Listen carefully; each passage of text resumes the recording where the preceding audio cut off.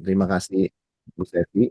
Selamat pagi, Bapak Ibu. Kita bersyukur boleh kembali melanjutkan pemahaman Alkitab kita ya dari Ibrani. Kali ini pasal yang ke-10. Sebelum kita mulai, saya mengajak kita kembali mohon pimpinan Tuhan. Kita berdoa. Tuhan, kami bersyukur untuk setiap kesempatan yang Kau berikan. Kami tahu setiap kesempatan adalah anugerah Tuhan untuk kami terus dibentuk dan diajar dan diperlengkapi oleh firman-Mu sendiri.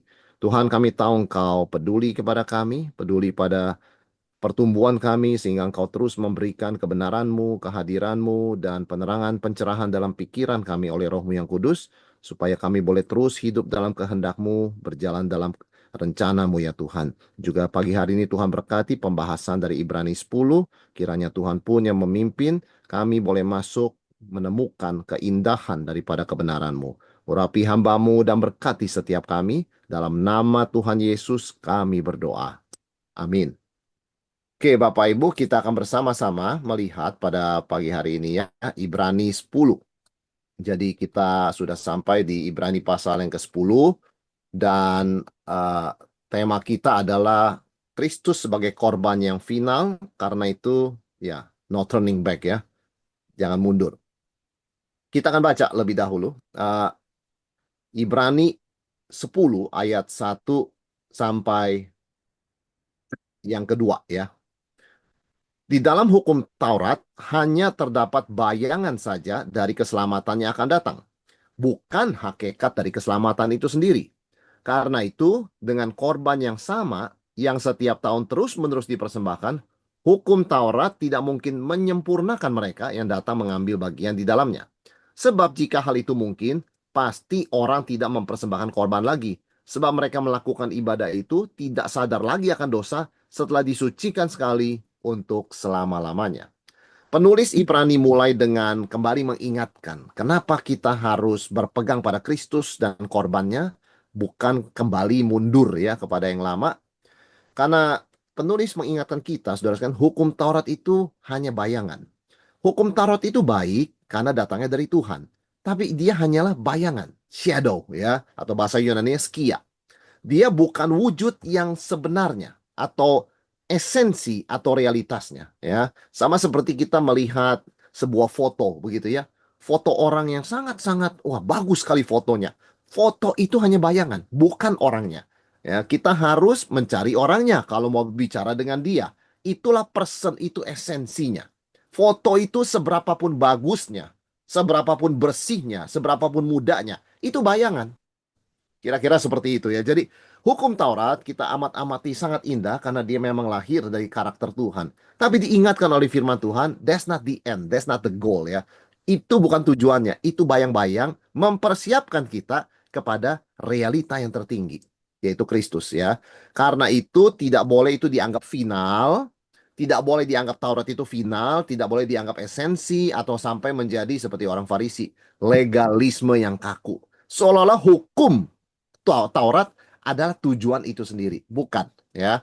Nah, kalau kita aplikasikan ke zaman kita, saudara sekalian, kita hal apa yang kita lakukan berulang-ulang? Contohnya ibadah kita berulang-ulang ya, persekutuan kita berulang-ulang. Nah, sebetulnya itu mengingatkan kita sebetulnya tujuannya bukanlah pada dirinya sendiri, fokusnya bukan pada dirinya sendiri, tapi menunjuk kepada realita yang lebih tinggi, spiritual reality, yaitu kehadiran Tuhan sendiri. Ya, jadi ini yang kita perlu ingat Bapak Ibu ya, di dalam kita misalnya melakukan hal-hal yang rutin, karena orang di perjanjian lama melakukan hal rutin seperti mempersembahkan korban. Nah, di dalam rutinitas ini orang bisa kehilangan substansi atau esensi. Ya, karena mereka menjalankannya sebagai sebuah mekanisme rutin, begitu kan? Sehingga seringkali sarana jadi tujuan. Ibadah adalah sarana. Tapi kalau orang datang ibadah hanya dengan rutinitas, maka dia sudah kehilangan tujuan, yaitu kehadiran Tuhan sendiri. Ya, berdoa itu adalah sebuah sarana yang Tuhan berikan. Orang boleh berjumpa dengan Tuhan, orang boleh bersekutu dengan Tuhan. Tapi kalau sekedar rutinitas kata-kata yang diulang-ulang begitu ya tanpa makna, nah itu maka kehilangan substansi dari doa. Nah, ini yang diingatkan oleh penulis Ibrani. Orang di perjanjian lama terus-menerus mempersembahkan korban. Ya, karena kenapa? Karena memang tidak sempurna. Itu bukan esensinya, itu hanya bayangan, ya. Nah, itu sebabnya dikatakan pengulangan tersebut membuktikan korban-korban dalam perjanjian lama tidak dapat menyempurnakan orang yang menyembah, si penyembah. Nah, jadi pengulangan ini berarti menunjukkan the problem stays the same ya. Problemnya tetap ada, tidak ada solusi tuntas. Karena itu harus terus-menerus diulangi. Kenapa diulangi? Karena ini the best yang ada, tapi bukan solusi. Nah, itu yang penulis mau katakan, seharusnya ketika Tuhan mengirimkan Kristus korban yang terbaik begitu ya. Orang seharusnya berhenti mencari, itu sudah final ya. Karena kita tahu kesempurnaan rohani membutuhkan bukan hanya kebersihan badan, ritual ya, tapi kebersihan hati nurani. Korban binatang tidak bisa menjangkau ke hati nurani kita. Dia hanya membersihkan kita secara ritual supaya boleh layak masuk ke bait Allah. Tapi dia tidak bisa membersihkan kita dari dosa yang berakar di hati kita. Nggak sampai ke sana darah binatang. And impossible begitu kan. Binatang kan bukan juru selamat begitu ya. Saudara, dan menariknya akar kata menyempurnakan. Sama akar katanya dengan yang Yesus katakan di salib yang kita peringati minggu kemarin. Sudah selesai. Ya. Jadi memang ketika Yesus ngomong sudah selesai, itu kata yang digunakan oleh penulis Ibrani untuk mengatakan menyempurnakan. Jadi terjemahannya yang Yesus katakan ketika dia disalib itu juga bisa diterjemahkan sudah sempurna, sudah mencapai tujuannya, ya, sudah genap begitu kan? Terjemahnya kaya sekali. Nah, sebetulnya apa yang penulis Ibrani katakan di sini, korban-korban tidak bisa menyempurnakan, tidak bisa menyelesaikan, itu betul sekali.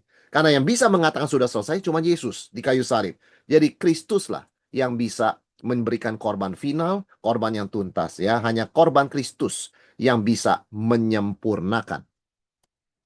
Nah, saudara sekalian, penulis masih berbicara mengenai sistem yang lama, apa kelemahannya, ya. Ayat yang ketiga, tetapi justru oleh korban-korban itu setiap tahun orang diperingatkan akan adanya dosa. Nah, saudara sekalian, jadi hukum Taurat itu baik, ya, karena itu lahir dari karakter Tuhan. Tetapi ketika orang baca Taurat, apa yang dia temukan? Dia temukan dosanya. Taurat itu cermin, ya. Taurat itu adalah memperlihatkan kepada kita berapa banyak dosa kita, bukan berapa banyak kebaikan kita. Berapa banyak dosa kita. Jadi pengulangan korban hanya mengingatkan bahwa dosa kita masih belum dihapuskan, dosa kita tetap merupakan masalah yang sulit begitu ya. Jadi dia tidak mengingatkan pengampunan, dia mengingatkan dosa.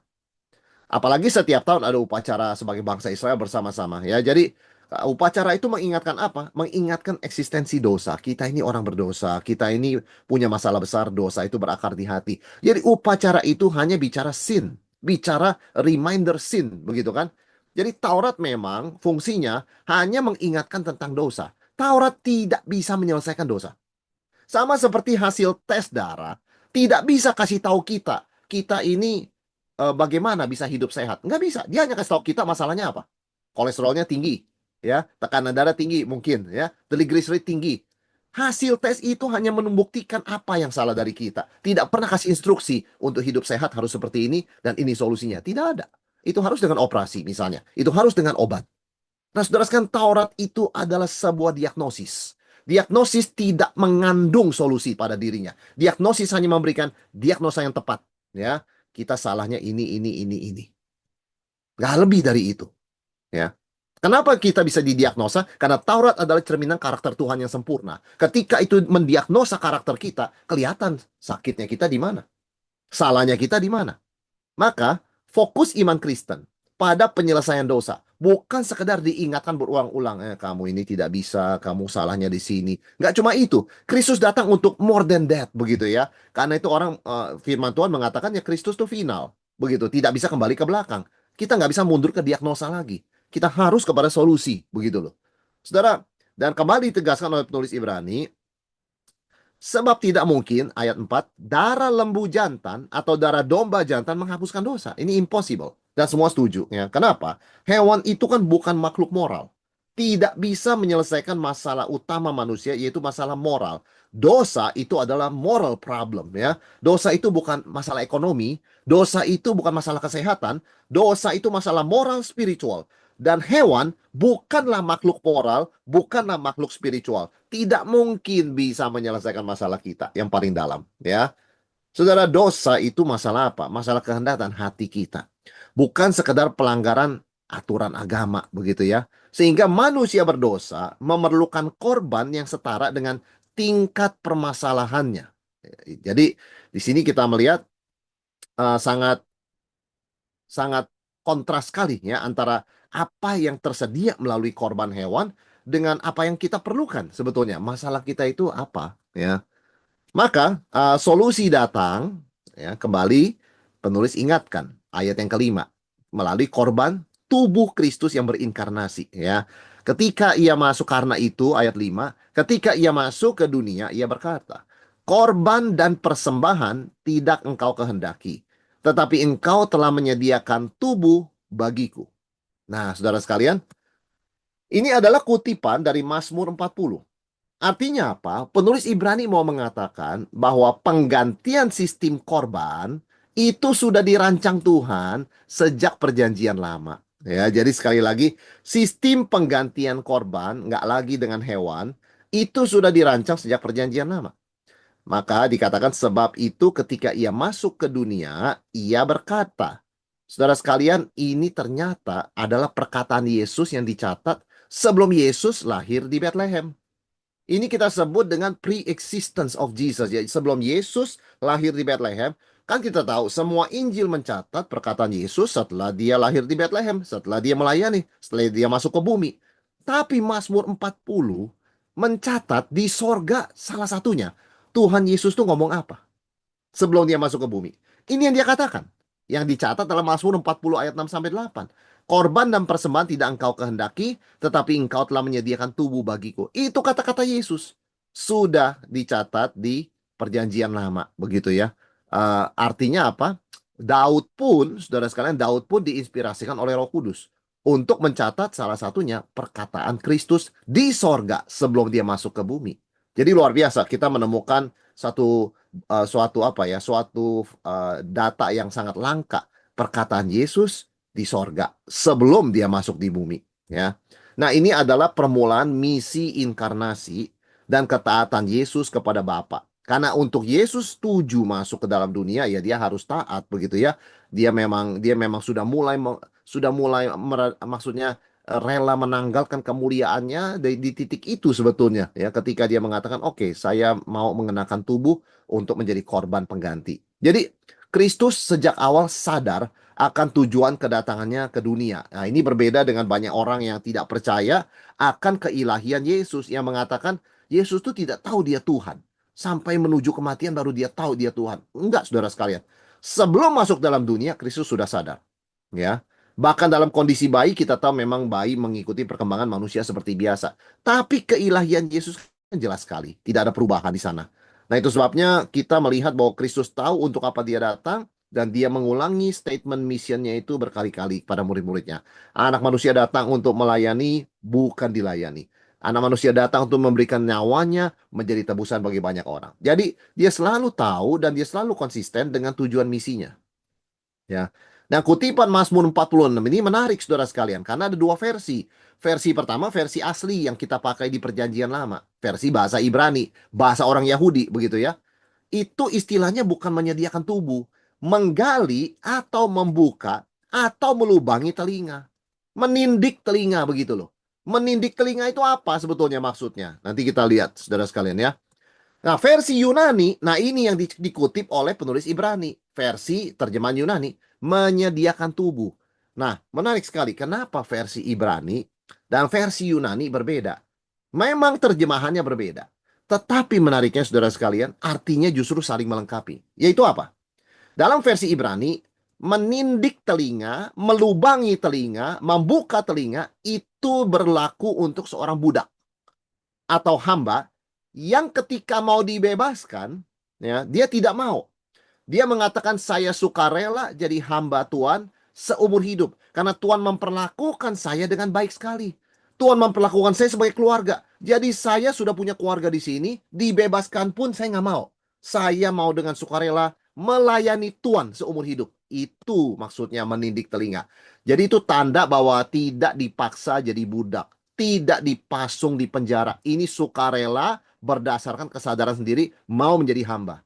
Nah, itulah saudara sekalian artinya melubangi telinga dari aslinya. Mazmur 40 ayat yang ke-6. Artinya apa? Ini digunakan untuk Yesus. Berarti Yesus waktu menyerahkan tubuhnya itu sukarela. Tidak ada paksaan dari Bapa, tidak ada paksaan dari Roh Kudus. Memang karakter kasih kerendahan hati Yesus seperti itu.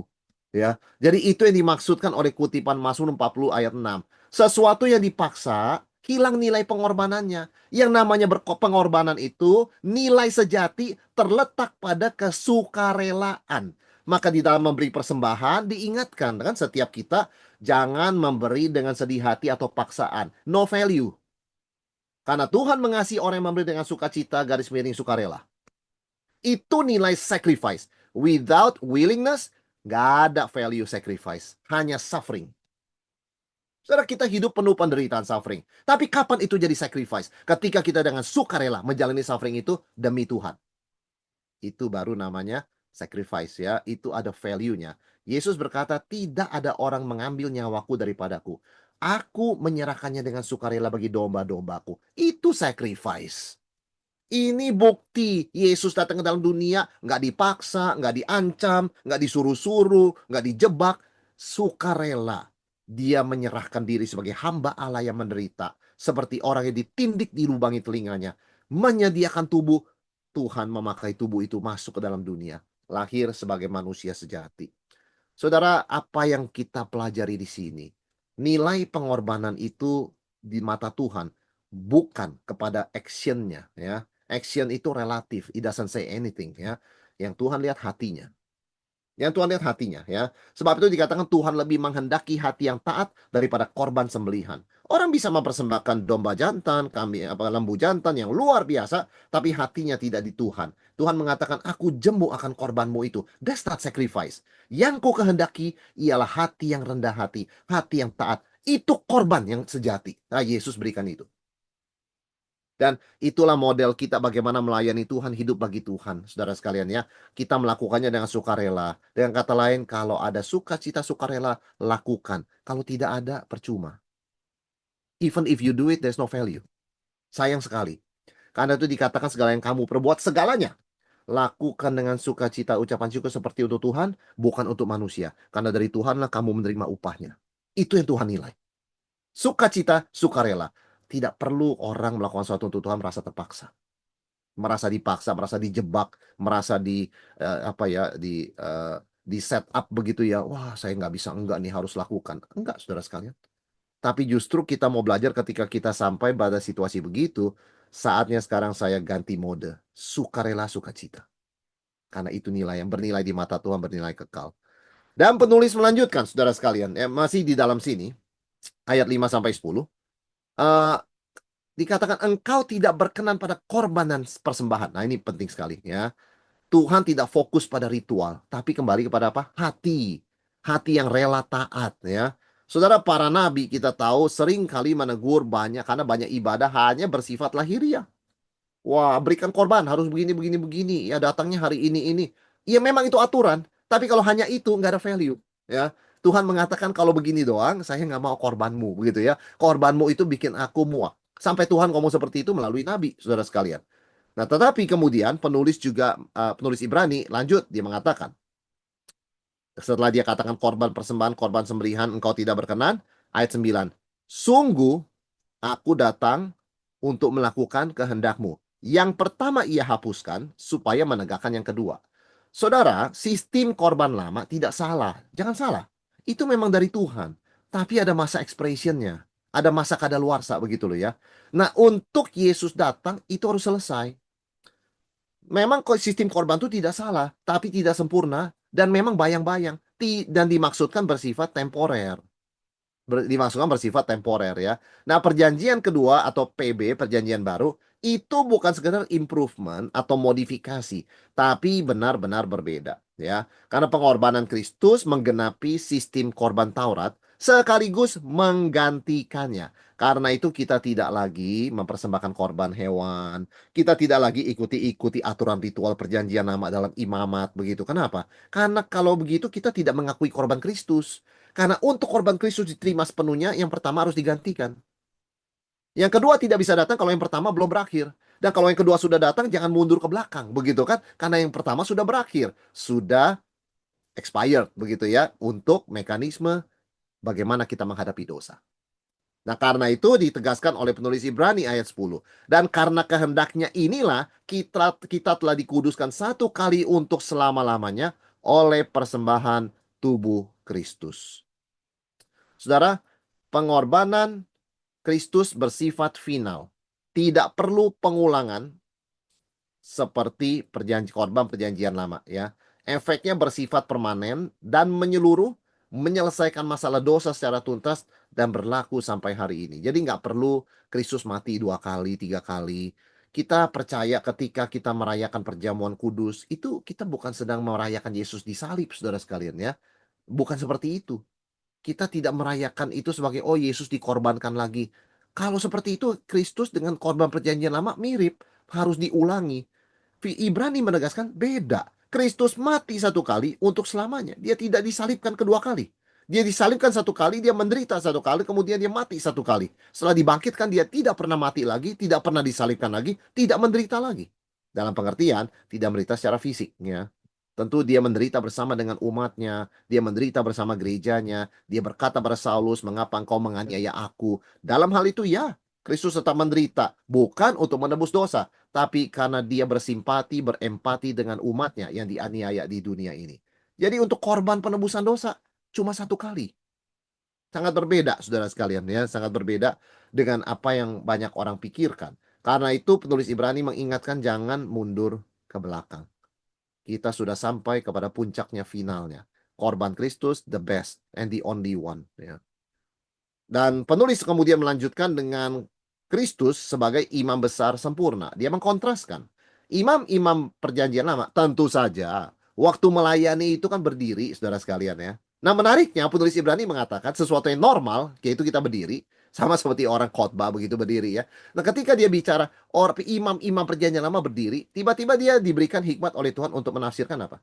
Berdiri itu berarti nggak pernah duduk dan nggak pernah tuntas. Kalau orang tuntas kan duduk.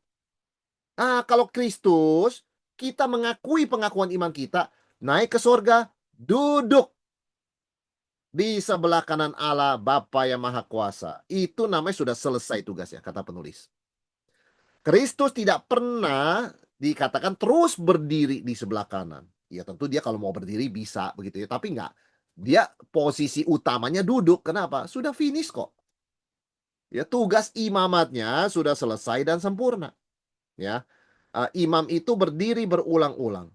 Tapi Yesus ayat 11 dikatakan, satu korban saja karena dosa, ia duduk untuk selama-lamanya di sebelah kanan Allah. Wah, saudara sekalian, ini penggenapan Mazmur 110, Mazmur Mesianik ya. Duduklah di sebelah kananku. Saudara kita kalau foto bersama begitu ya, kita kan sering berdiri sini ya, berdiri sini mungkin atasan berkata begitu kepada wakilnya, kepada VP-nya, berdiri, ya berdiri. Tapi kalau ini Bapak berkata pada Yesus, duduklah di sebelah kananku. Berarti pengakuan Bapak kepada finalitas korban Kristus. Karena itu kenaikan Yesus ke sorga, dia duduk sebelah kanan Allah Bapa, menandakan Bapak menerima korban Kristus. Gak usah dilakukan kedua kali. Satu kali cukup Yesus mati. Dan itu tempat sebelah kanan, itu posisi tertinggi kehormatan kekuasaan. Seperti Yusuf di sebelah kanan Firaun. Kalau Firaun kenapa-napa, pemerintah Mesir ya Yusuf. Ya, itu secara manusia ya. Tetapi kalau di sini, Bapak sebelah kanannya duduklah Yesus. Apa yang Yesus katakan, Bapak 100% setuju. Itu yang Bapak katakan. Kalau Yesus mengatakan tidak ada seorang pun datang kepada Bapa tidak melalui aku, Bapa setuju. Karena apa yang Yesus katakan, Bapa katakan. Sebab dia duduk di sebelah kanan Allah Bapa. Apa yang dia katakan, Bapa katakan. Apa yang dia terima, Bapa terima. Apa yang dia tolak, Bapa tolak. Saudara sekalian, begitu sentralnya Yesus Kristus ya. Karena karyanya yang begitu besar, pengorbanannya bagi kita. Nah kembali mengingatkan kita kepada pasal Ibrani pasal pertama. Kristus itu supreme, sangat supremasi ya. Dan superior dibandingkan keimaman atau imamat perjanjian lama. Perbedaan postur berdiri duduk ini bukan hanya kebetulan loh ya. Oh, itu kan kebetulan kayak cocok logi begitu ya. Ya memang bahasa kita tidak, saudara sekalian ya. Ketika dikatakan Yesus duduk sebelah kanan Allah, itu sengaja mengutip Mazmur 110. Itu menggenapi, sekaligus mengkontraskan. Kenapa imam-imam nggak boleh lagi mengadakan korban berdiri? Nggak boleh. Ya. Mereka tidak boleh duduk, mereka harus berdiri, begitu kan? Nah, kalau Kristus sudah satu kali dia mati, dia duduk selama-lamanya, kata penulis Ibrani. Artinya apa? Selesai. Korbannya yang berlaku. Dan apa yang Yesus lakukan? Apa yang Yesus lakukan setelah dia duduk? Sekarang ia hanya menantikan saatnya di mana musuh-musuhnya akan dijadikan tumpuan kakinya. Ya, jadi dia sudah bertahta. Hanya a matter of time, ya. It's not if but when, begitu kan ya. Kristus menunggu bukan karena karyanya belum selesai, tapi menantikan demonstrasi publik kemenangannya yang final, ya. Jadi ini sebetulnya perhentian Kristus duduk menjadi model bagi perhentian ditawarkan pada orang percaya. Satu sisi kita sudah selamatkan, aman di dalam Kristus, keselamatan kita tidak hilang, mati masuk sorga. Tapi sisi lain, kita juga masih menunggu. Sama seperti Yesus di sorga, menunggu saat musuh-musuhnya dijadikan tumpuan kakinya. Penggenapan total dari Mazmur 110. Duduklah di sebelah kananku, sampai ku buat musuh-musuhmu menjadi tumpuan kakimu. Nah, itu kan ada gap waktunya, ya. Inilah kita orang Kristen sekarang. Sudah final, tapi masih menantikan yang terakhir dalam pengertian demonstrasinya, saudara sekalian ya, ketika Yesus datang kedua kali. Nah, sekarang kalau sudah selesai urusan ritual, sudah selesai urusan korban, lalu kita bicara apa? Hati. Karena korban Kristus menjangkau sampai hati, korban hewan tidak bisa. Nah, karena itu Roh Kudus memberikan kesaksian melalui Nabi Yeremia ayat 15 ya. Inilah perjanjian yang kuadakan dengan mereka. Aku akan menaruh hukumku dalam hati mereka, menuliskan dalam akal budi mereka, tidak lagi mengingat dosa dan kesalahan mereka. Saudara, penulis Ibrani kembali mengutip perjanjian lama, dalam hal ini Nabi Yeremia, sebagai bukti bahwa ini sudah sejak lama, ya, bukan mengada-ngada. Dan tiga elemen perjanjian baru yang dibawa oleh darah Kristus, ya. Yang pertama, nggak ada lagi kita di bawah Taurat. Hukum Taurat sudah ditulis dalam hati. Kasihilah Tuhan Allahmu dengan segenap hatimu, kasih sesamamu seperti dirimu sendiri. Kita nggak perlu hukum di loh batu diperlihatkan pada kita. Karena dalam hati, Roh Kudus lewat hati nurani sudah dibersihkan, terus kasih tahu kita. Ya, ini yang bagus, ini benar, ini sesuai kehendak Tuhan, ini nggak benar. Jadi meskipun secara hukum kita melakukannya oke, kalau Roh Kudus bilang dari hati motivasimu salah, itu salah. Ya. Jadi sekarang orang Kristen nggak cuma secara luar menuruti hukum, bukan. Dia dari dalam motivasinya. Wah, ke gereja, melayani begitu kan. Tapi nggak boleh motivasinya memuliakan diri. Itu namanya internalisasi hukum. Karena nggak ada tulisan mengatakan, ya, nggak boleh melayani untuk kemuliaan diri. Nggak ada tulisannya. Hanya dikatakan segala kemuliaan bagi Tuhan. Roh Kudus yang menerjemahkan ke dalam hukum dalam hati. Kalau begitu tidak boleh cari kemuliaan sendiri. Beda sekali dengan Taurat ya. Taurat itu kan seperti pemuda kaya itu kan. Seperti banyak orang saudara sekalian ketika ditanya oleh Yesus. Sudah lakukan belum? Ya, hormati orang tua sampai jangan menginginkan. Semuanya sudah kulakukan sejak aku kecil ya Tuhan. Wah, luar biasa saudara sekalian ya. Beda sekali. Itu kalau eksternal bikin orang sombong. Kalau internal bikin orang sungguh-sungguh rendah hati dan kudus dari dalam hatinya. Itu perjanjian baru bedanya dengan perjanjian lama. Internalisasi hukum Tuhan. Bukan di dalam loh batu, tapi dalam loh hati. Jadi ingin taat sendiri sukarela begitu ya. Yang kedua, penulisan hukum dalam akal budi. Artinya apa? Orang bukan sekedar menghafal, tetapi memahami di balik hukum itu apa. Kalau di perjanjian lama orang hanya fokus jangan mencuri. Apa ya? Ya jangan mencuri ya. Saya kalau ngopi barang orang itu mencuri nggak apa? Nah, itu perjanjian lama. Pada perbuatan, kalau sekarang apa di balik hukum jangan mencuri? Oh, yang pertama harus percaya Tuhan menyediakan cukup buat kita. Jadi nggak perlu mencuri. Yang kedua percaya bahwa kita bukan hanya akan dicukupkan, tapi kita jadikan saluran berkat. Maka itu Paulus tulis, yang sudah mencuri, berhentilah mencuri. Jangan lagi mencuri. Haruslah bekerja dengan rajin dan harus berbagi. Itu namanya intinya tuh. Jadi bisa melihat kepada esensi di balik hukum. Jadi perjanjian baru itu dalam, saudara sekalian. Perjanjian baru itu tidak seperti perjanjian lama yang fokus pada hukum yang tertulis dan fokus kepada apa yang ditulis di sana begitu ya, kata-katanya apa. Kalau kita kepada jiwanya, ya, karena kita bisa melihat kehendak Allah di balik hukum. Dan berikutnya adalah pengampunan total. Ini luar biasa. Karena korban perjanjian lama tiap minggu, tiap tahun mengingatkan dosa. Tapi kalau di sini perjanjian baru, Tuhan ganti ya termnya. Saya melupakan dosa. Saudara, Tuhan mana bisa lupa? Mana ada barang Tuhan bisa lupa? Dia maha tahu, dia maha ingat. Apapun kita tanya, dia bisa tahu. Karena dia maha tahu. Tapi khusus untuk kita yang percaya pada Yesus, Tuhan ganti term and condition. Saya lupakan. Saya tidak hitung. Ya. Kalau ditanya Tuhan ingat nggak? Pasti ingat, saudara sekalian. Tapi kenapa disebut Tuhan melupakan? Karena nggak dimasukkan dalam pembukuan. Nggak ada catatannya. Bahwa itu dihitung dosa yang belum diampuni. Sudah dibayar lunas. Reket itu hanya mengatakan, kamu sudah dikasihi dan diampuni. Itu artinya melupakan. Dan Tuhan tidak pernah mengingat-ingat itu lagi, sehingga kita boleh datang pada Tuhan dengan hati nurani bersih, percaya Tuhan nggak ungkit-ungkit. Itu sebabnya orang Kristen, ya, datang kepada Tuhan tidak takut. Wah, saya kalau datang ke Tuhan, nanti Tuhan langsung bilang, baru kemarin saya ampuni, kamu datang lagi minta. Oh, Tuhan gak pernah ungkit begitu. As if there is no yesterday dengan Tuhan. Maksudnya begitu. Ketika kita datang ke Tuhan, sudah biasa lagi. Sudah diampuni bersih, kita berelasi dengan Tuhan as if yesterday never happened. Sudah bayangkan kasih Tuhan yang begitu besar. Kita manusia mana bisa begitu. Seorang istri yang pernah dikhianati oleh suaminya, katakan dia mengampuni. Nggak gampang dia berelasi dengan suaminya seperti biasa. As if that never happened. Pasti dia ingat dong sudah pernah terjadi. Untuk pelajaran, untuk jangan terulang. Jadi selamanya ada beban. Nah, itu memang konsekuensi dari satu kesalahan yang juga Tuhan pakai untuk memproses orang lebih rendah hati. Tapi yang luar biasa dengan Tuhan, kita ketemu Tuhan sudah seperti biasa lagi loh. Yang ingat dosa kita adalah kita, bukan Tuhan. Bukan Tuhan, saudara sekalian ya. Tuhan tuh luar biasa. Karena itu kita bersyukur sekali dalam perjanjian baru oleh Yesus ini. Betapa dalamnya, betapa tingginya, betapa lebarnya, betapa luasnya kasih Tuhan. Ya. Jadi ini menunjukkan perubahan total dalam relasi manusia dengan Allah, begitu ya. Kita nggak bisa bayangkan bagaimana. Kita sama manusia kalau pernah melukai dia atau pernah dilukai, mana bisa langsung lupa, mana bisa biasa lagi. Mana bisa biasa lagi, saudara sekalian, ya. Udah pasti nggak biasa lagi. Kok sama Tuhan bisa biasa lagi, bahkan lebih akrab dari sebelumnya. Itu kalau bukan hati Tuhan yang begitu besar tidak bisa. Ya. Karena Roh Kudus pun bisa didukakan, tapi kok bisa biasa lagi. Anugerah Tuhan sangat besar ya. Maka saudara sekalian dikatakan apa? Kalau Tuhan seperti itu, mari kita datang. Jangan jauhkan diri dari Tuhan. Jangan jauhkan diri dari persekutuan ya. Datang dengan penuh keyakinan. Inilah 3 dasar teologis yang memampukan kita berani, tidak malu cari Tuhan meskipun sudah sangat berdosa. Dan sengaja lagi berdosanya. Yang pertama, dasar teologisnya. Kita di dalam Yesus punya direct access.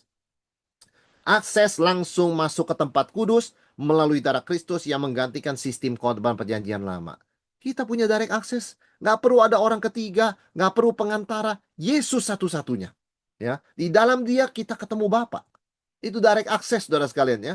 Yang kedua ada jalan baru dan jalan hidup yang melalui pengorbanan tubuh Kristus menggantikan tabir pemisah, ruang suci dan ruang maha suci di bait Allah. Yang kita tahu pada waktu Yesus disalib runtuh. Saudara, itu runtuhnya bukan kebetulan, runtuhnya bukan oleh manusia. Sebab itu 30 meter tingginya. Saya tidak bisa bayangkan beratnya seperti apa, ditiup angin pun tidak goyang.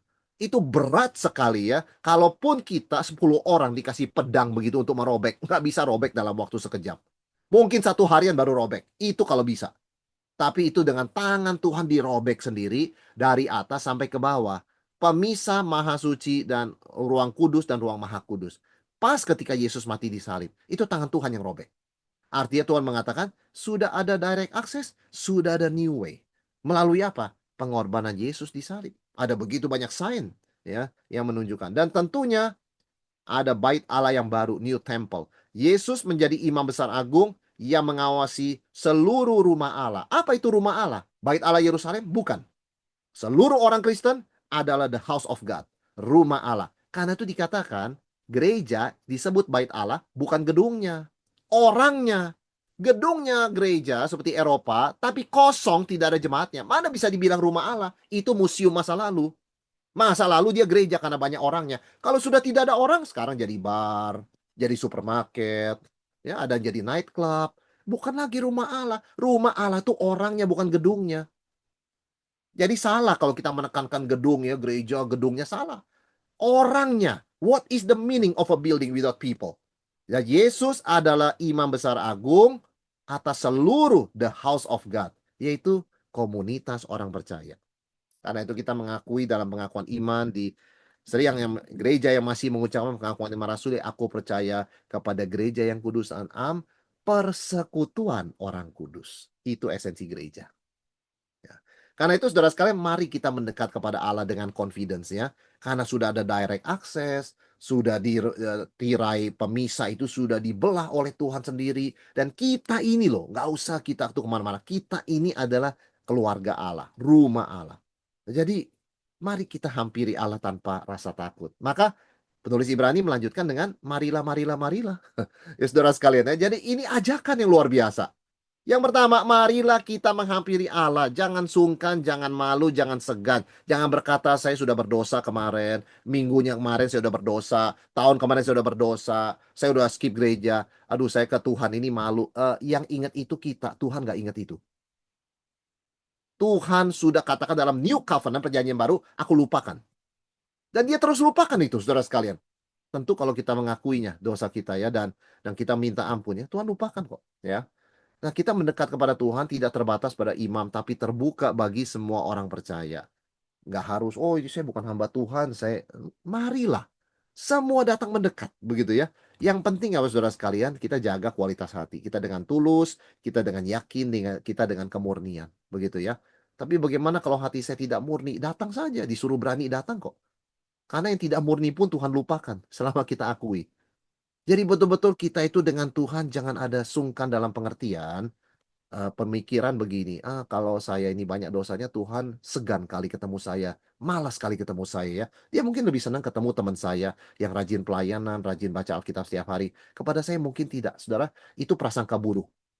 Itu bukan dari Tuhan, bukan dari Roh Kudus begitu ya. Kita tahu itu dari si jahat dan dari kedagingan kita. Karena firman Tuhan mengatakan dengan jelas, apapun kondisimu, sekotor apapun, datanglah. Mari datanglah. Gak ada syarat kok. Hanya datang, that's it.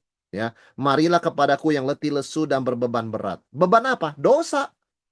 Yang banyak dosanya, yang capek karena sudah berdosa dan ternyata nggak berhasil, begitu ya, datang. Itu yang Tuhan yang undang orang seperti itu. Ya. Yang kedua, setelah kita datang, kita sadar kita diterima oleh Tuhan, apa adanya dan diampuni dan dilupakan kesalahan kita. Ya sudah, marilah kita teguh berpegang pada pengakuan iman kita. Ya. Jadi jangan juga kita malu, jangan kita itu sembunyi-sembunyi dari orang Kristen. Kita sudah dikasihi, dosa dilupakan, anytime boleh datang, direct access, semua doa didengar, dijawabnya the best, entah yes, entah no, entah wait, pokoknya the best, begitu ya. Dan Tuhan memberikan lebih dari yang kita minta. Masa kita masih sembunyikan semua berkat ini? Lalu mengatakan, oh saya dulu Kristen, atau sembunyi-sembunyi atau malu-malu ngaku orang Kristen. Saudara, Tuhan begitu baik kepada kita, marilah kita teguh berpegang pada pengakuan iman kita. Dalam hati, sekaligus kita juga tidak malu menyatakannya. Ya, kenapa kita mau berpegang teguh? Karena Allah itu setia teguh. Bukan berdasarkan kekuatan, keyakinan, kehebatan kita. Begitu ya. Dan saudara sekalian, keyakinan di hati, di batin kita ini, dan pengakuan di mulut, itu harus selalu selaras. Yang ketiga, marilah kita saling memperhatikan. Ya, orang iman Kristen itu diwujudkan dalam komunitas yang aktif, saling mendorong. Jangan menjauhkan diri dari pertemuan ibadah seperti dibiasakan oleh beberapa orang. Ya, kalau Tuhan sudah begitu baik, salah satu bukti kita bersyukur pada Tuhan ke gereja. Salah satu bukti kita bersyukur pada Tuhan hadir persekutuan. Ya, kita hadir bukan sekedar untuk absen, kita hadir untuk berkata Tuhan terima kasih. Sekarang saya sudah dibukakan jalan, sudah diampuni, dosa saya dilupakan, relasi dengan Tuhan bisa lebih akrab dari sebelumnya. Tuhan gak ingat-ingat yang dulu. Saya mau lebih sering bersekutu. Ya, sering memperhatikan. Saudara, keteguhan iman tentu lebih mudah ya kalau kita lakukan bersama-sama secara komunal, bukan sendirian ya. Dan pertemuan ibadah itu sarana utama untuk saling menguatkan. Untuk mengingatkan urgensi hari Tuhan yang kian mendekat. Kadang kita lupa kalau sendirian begitu ya. Ini hari apa ya? Ini jam berapa? Seringkali kita lupa. Tapi kalau kita bersama orang lain, saudara sekalian ya, kita diingatkan khususnya sebagai orang Kristen begitu ya. Kita ini sedang menuju kedatangan Yesus kedua kali. Ayo kita saling mengingatkan, menguatkan, ya, kali saling menghibur. Nah ini penting sekali ya. 3 dasar teologis menuntun kepada 3 ajakan, 3 mari. Mari hampiri Allah tanpa sungkan, tanpa segan. Mari teguh berpegang pada pengakuan iman kita. Mari saling memperhatikan. Jangan jauhkan diri dari persekutuan dan pertemuan ibadah kita. Dan kemudian penulis Ibrani bicara mengenai dosa yang disengaja, saudara sekalian. Untuk dosa yang disengaja, dalam hukum Musa tidak ada korban penebusan. Nggak ada. Nggak ada korbannya kalau dosa yang sengaja. Tapi tentu saja kita bertanya, saya juga banyak dosa sengaja loh. Sengaja bohong, sengaja malas. Bukan itu. Dosa sengaja ini adalah dosa penolakan kepada Yesus setelah mendengar Injil. Dengan sengaja ini bukan cuma satu kali, dua kali, tapi meninggalkan iman Kristen permanen seumur hidup, ya. Jadi kita bersyukur Tuhan juga tetap kasih ruangan. Kalaupun ada orang dulunya Kristen pindah agama, begitu ya. Kemudian dia sadar lagi, dia kembali, tetap Tuhan terima. Karena prinsipnya apa? Aku melupakan. Nah, ini bicara apa dosa sengaja? Orang yang terus-menerus sampai mati, sudah kenal Injil, sampai mati, dia terus menolak, membalikan badan. Sampai titik hidupnya terakhir. Nah, itu dia, saudara sekalian ya. Inilah dosanya tersebut. Jadi, ini paradoksnya menolak satu-satunya korban efektif, berarti tidak ada korban lain. The only one sacrifice, Tuhan sediakan Yesus. Nggak bisa ke perjanjian lama. Dan nggak ada korban lain. Jadi, no way out. The only way is Jesus, begitu ya. Nah, konsekuensi penolakannya apa, saudara sekalian? Yang tersisa hanya kengerian akan penghakiman dan api yang dahsyat. Ini argumen yang a fortiori. Apa sih dalam bahasa Latin? Kalau yang kecil benar, yang besar pasti lebih benar. Kalau orang nggak bisa memanage keuangan rumah tangganya, nggak mungkin bisa memanage keuangan perusahaan. Kan begitu ya? Itu namanya argumen a fortiori. Kalau menolak hukum Musa fatal, apalagi menolak Kristus yang lebih besar dari Musa. Nah, kira-kira begitu, kata penulis Ibrani. Kamu lihat hukum di Perjanjian Lama begitu tegas, ya jangan sampai salah kaprah mengatakan Perjanjian Baru lunak ya. Nggak ada rajam batu, nggak ada begini begitu. Salah. Perjanjian Baru lunak dalam pengertian waktunya panjang sampai ujung hidup kita. Tapi kalau bicara hukumannya lebih fatal dari Perjanjian Lama. Itu adalah peringatan bagi mereka yang mau meninggalkan Kristus ya. Saudara, tiga tindakan penghinaan kepada anugerah disebutkan. Menginjak anak Allah, menganggap biasa darah perjanjian, dan menghina roh kasih karunia. Menyalibkan kembali Yesus. Saudara, itu pelanggaran yang sangat besar dan untuk ini nggak ada korbannya. Tapi sekali lagi ini bicara bukan dosa biasa-biasa, tapi dosa yang orang sengaja nolak Yesus sampai titik akhir hidupnya. Nah, itu nggak ada korban karena dia menolak seumur hidupnya, ya. Tetapi itu bukan untuk kita yang sudah terima Yesus, bukan untuk orang-orang yang sekarang masih belum terima Yesus, yang masih kita injili, kita doakan, dan satu hari masih mungkin terima Yesus. Karena sekali lagi, ketika orang berpaling pada Kristus, anytime, dalam segala keadaan, seperti Petrus, sudah menyangkal, bersumpah, mengutuk, tidak kenal Yesus, tetap aku melupakan. Yesus nggak sebut-sebut lagi.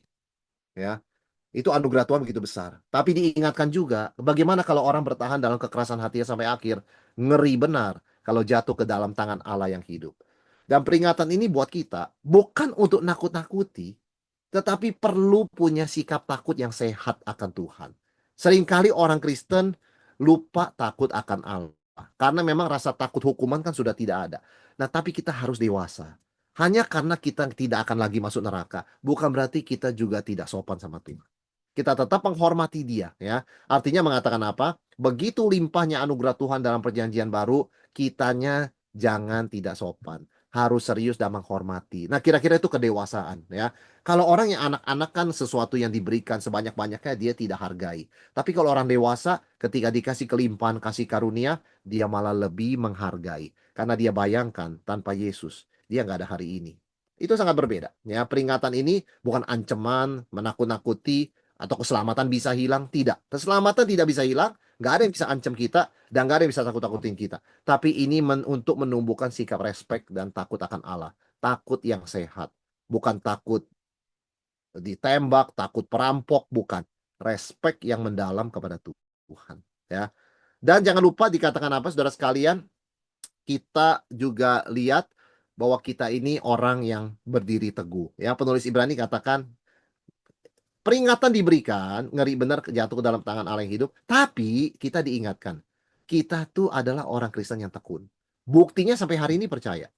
Artinya sudah pernah ya bertekun ya menghadapi berbagai macam godaan dan tantangan. Nah, mengingat masa lalu, memori masa lalu bersama-sama menjadi sumber kekuatan menghadapi tantangan masa kini ya. Jadi kalau kita itu sudah pernah berdiri teguh, buktinya sampai sekarang masih. Berarti kan pernah begitu ya. Karena itu ingat-ingat itu berarti kita mengingat pertolongan Tuhan, kita bisa dikuatkan untuk masa kini. Saudara, orang-orang berkata begini, tantangan terbesar iman kita bukanlah percaya Tuhan bisa melakukan. Tantangan terbesar adalah percaya bahwa Tuhan bisa melakukannya lagi. Nah, itu sulit. Oh ya, dulu saya sakit pernah sembuh ya, saya percaya. Tapi sekarang kayaknya berat. Nah, itu sulit ya. Percaya bahwa Tuhan bisa melakukannya lagi again. Wah, itu sulit. Itu level iman lebih tinggi.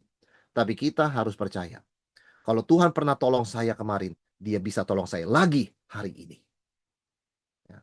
Kalau saya sudah pernah jatuh dan bangkit, sesulit apapun di masa lalu, hari ini saya jatuh, saya pasti bisa bangkit lagi.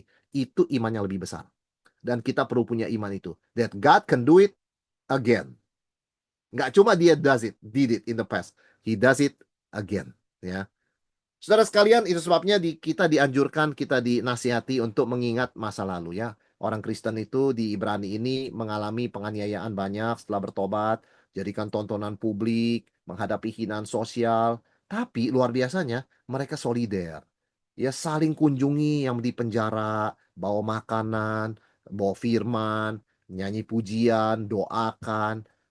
Waktu mereka dirampas hartanya, mereka bersuka cita. Wah, ini kan memang luar biasa ya. Berarti apa? Mereka punya konsep nilai baru tentang harta. Ya sudahlah, itu tuh akan hilang cepat atau lambat. Kalau hilang demi Kristus, wah, tumpuk di sorga. Yang orang ambil, tapi karena Kristus kan. Karena saya pengikut Kristus, maka dirampas kan. 100 juta itu kan. Di sorga saya 100 juta kali berapa saya nggak tahu. Itu upah dari Tuhan. Luar biasa, sadar akan harta yang lebih baik dan kekal. Jadi yang Tuhan ganti di sorga pasti berpuluh kali lipat lebih dari yang kita hilang di dunia. Karena disebutkan better, ya, melampaui realita masa kini. Nah, kita perlu perspektif kekal untuk mengevaluasi kembali nilai. Apa sih penderitaan? Yang disebut rugi itu apa sih? Yang disebut untung itu apa? Bagiku hidup adalah Kristus, mati adalah keuntungan. Kan Paulus begitu ya. Jadi kita mulai mengevaluasi apa untung, apa rugi, begitu ya. Apa yang bernilai, apa yang kurang bernilai. Melalui mengikuti Yesus termasuk mengalami tantangan penderitaan, kita mengevaluasi kembali sistem nilai kita. Dan pengalaman di masa lalu dirampas, di penjara, begitu ya, dihina, diejek, itu untuk apa? Untuk mengingatkan kamu tuh sudah orang percaya loh. Itu buktinya masa lalu ya. Dan dorongan untuk melakukannya lagi ketika menghadapi tantangan masa kini. Dan saudara sekalian, menuju ayat-ayat akhir, diingatkan kembali kepada pembaca, jangan lepaskannya. Ini sangat istimewa, sangat precious. Ini harta berharga ya, karena mendatangkan upah besar. Asal kamu tahan sedikit lagi, ya. Sayang sekali sudah lebih dari 3/4 jalan ini, tinggal seperempat ya. Jangan mundur, ya. Ketekunan adalah kunci iman bertahan sampai akhir dan memperoleh upah, ya. Yaitu melakukan kehendak Allah, pada akhirnya memperoleh janji. Saudara sekalian, dimensi waktu dalam iman itu menarik sekali karena penulis Ibrani mengutip dari Habakuk 2. Sebentar lagi, tapi ingat ya, sebentar lagi antara sudut manusia sama sebentar dari perspektif Tuhan lain, ya. Nah, iman itu dasar kita. Orang benar akan hidup oleh iman. Karena itu, kita harus kembali kepada ayat 39. Siapa kita? Kita bukanlah orang-orang yang mengundurkan diri. Nah, itu kita mesti pegang. Ya, Bapak Ibu. Sesulit apapun, who are we? Who am I? Saya bukan orang yang mengundurkan diri. Kita bukan orang yang mengundurkan diri dan binasa. Ya. Penulis percaya bahwa pembaca termasuk kelompok yang percaya. Karena itu, kita perlu jaga pengharapan. Sampai jangan masuk ke dalam keputusasaan. Nah, saudara sekalian, sebetulnya apa sih tantangan utama dalam Ibrani 10? Ya, kita sudah sampai di ayat terakhir. Saudara, tantangan doktrinal finalitas korban Kristus. Ini adalah korban pengganti yang sempurna dalam sistem perjanjian, dari sistem perjanjian lama. Satu kali untuk selamanya. Dan karena itu kita sempurna, bisa sempurna di hadapan Tuhan. Kenapa? Karena hati nurani kita pun dibersihkan. Darah hewan nggak bisa ke sana. Darah Kristus sampai ke hati nurani. Dan pengampunan Kristus tidak perlu pengulangan atau tambahan.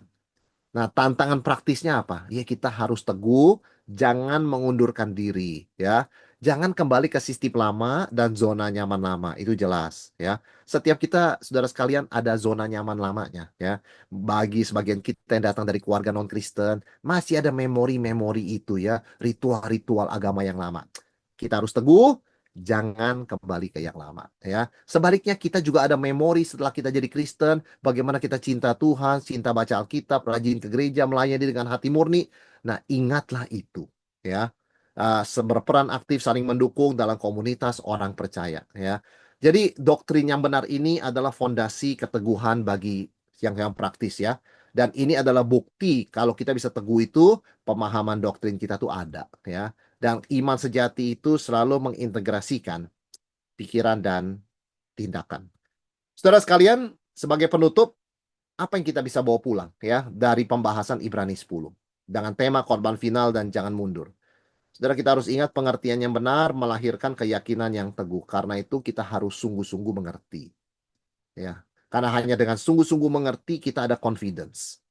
Kita datang kepada Tuhan, kita nggak sungkan. Kenapa? Karena sudah ada direct access, tembok pemisah, tirai pemisah diruntuhkan oleh tangan Tuhan sendiri. Memang Tuhan mau kita datang, sekotor apapun kita. Nah, kalau kita ngerti ini, ada keberanian, confidence, datang kepada Tuhan. Keteguhan masa lalu jadi modal masa depan. Kita pasti pernah bertahan. Kita pasti pernah setia. Kita pasti pernah berapi-api. Kita pasti pernah murni. We'll do it again. Ya, karena sesuatu terjadi di masa lalu juga adalah pekerjaan Tuhan dan Tuhan akan melakukannya lagi. Jadi pengalaman masa lalu bukan sekedar nostalgia, lalu kita mengatakan ya itu dulu waktu saya muda, berapi-api buat Tuhan. Sekarang saya sudah nggak muda lagi. Enggak, saudara sekalian. Berapi-api untuk Tuhan adalah masalah hati, bukan masalah fisik. Kalau dulu aku pernah berapi-api, saya bisa lagi sekarang. Kalau dulu saya pernah cinta baca Alkitab, saya bisa lagi sekarang, bahkan lebih. God can do it again, and I will do it again. Ya. Berikutnya, saudara, identitas kita sebagai orang percaya menentukan tujuan akhir. Kita bukan orang yang mengundurkan diri dan binasa, tapi orang yang bertekun dan beroleh hidup. Oke, saudara sekalian, demikian ya firman Tuhan dari Ibrani pasal yang ke-10. Saya kembalikan kepada Pak Edwin ya. Silakan, Pak.